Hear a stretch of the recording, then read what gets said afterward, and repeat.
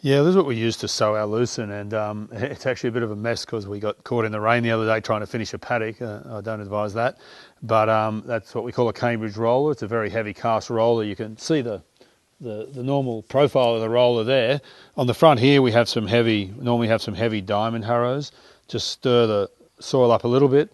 It then gets rolled, and with the heavy Cambridge roller forms a really good bed for the seed. And the small seed comes out that box there, and behind that we have a set of very light trailing harrows that just tickle it into what are little hollows formed by these by this ribbed roller. So yeah, we found that to be a really effective and efficient way of sowing our lucerne. But as I said, it's not ideal. As soon as it gets wet, get out of the paddock, because otherwise it ends up looking like that. But yeah, it invariably gives us a good strike, because lucerne seed is so small. It doesn't like to be very deep at all, and it's really best on top of the ground on a nice firm seed bed with just a little sprinkling of soil over the top, because it's a small seed and doesn't like germinating from depth. So you can just get it covered. That's the ideal way to do it. So that's lucerne seed, and you can see it is a small seed. That seed's been treated, and it's got some gaucho on it, and some inoculant and all the things it needs. And that will, yeah, hopefully get a good strike of lucerne. The harrows that we normally have on the front and on the back are missing there in the paddock where we quickly bailed out when the rain started to come, but not quite quickly enough. Yeah, so this is about the type of density we're aiming at.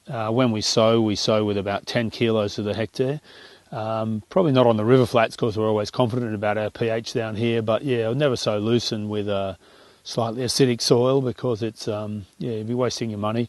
You need to have your pH at kind of 5 or better, and yeah, as I said, about 10 kilos a hectare. At the end of the stand, it can be a bit tough to get rid of lucerne if you want to go into something else. There are chemicals now that'll do it, but one of the keys to getting that chemical to work is to have the lucerne actively growing. So lucerne's really hard to kill when it's dormant. If you go into a paddock in July and try and kill it, it's tough. So you've probably got to be spraying it on the back of a decent autumn break, which sometimes hurts because it looks like feed, which it is.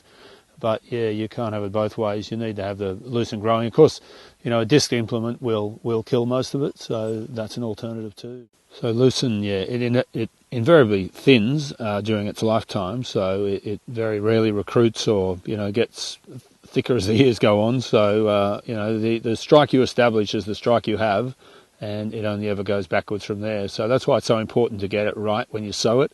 You want to get a nice thick stand. And I know that can be weather dependent, but it's also dependent on lots of other things, and that's kind of having your soil in the right order. You don't want it too cloddy, you don't want it too dry, and you've got to get that right, because, as I say, they never thicken lucerne stands, they never go one way.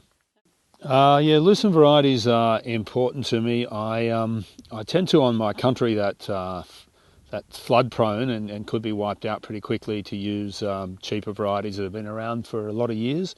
So I'll probably sow Aurora or something like that on my low flats that are flood prone, and I tend to use cheaper varieties out on the back of the place. But on my best paddocks, on my cutting stands, I go for, yeah, I have been using Genesis for a few years, and tend to keep abreast of what's coming up, and use proprietary lines on the better paddocks. So a bit of a mix, but you can spend a lot of money on lucerne seed, and yeah, if it doesn't establish or you get it flooded out, it can be a lot of money down the drain. So, you know, at $12 a kilo for some of these seeds, and sowing 10 kilos a hectare, it's a big financial outlay, so you got to get it right.